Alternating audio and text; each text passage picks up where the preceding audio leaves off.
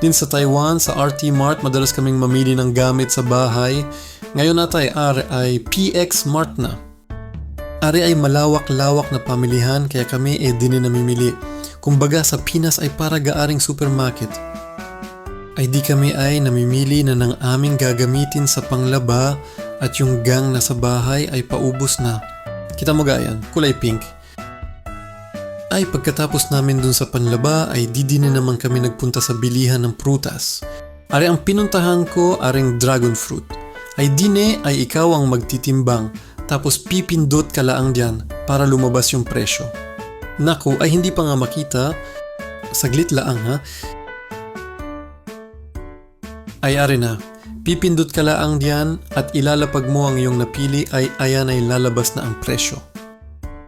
Ay syempre, pagkakuha mo niyan ay iyo naman isisilang plastic ng garne at ididikit ang presyo ng garne.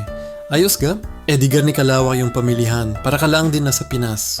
Ako nga bumili na ring manok at aking iadobo sa toyo.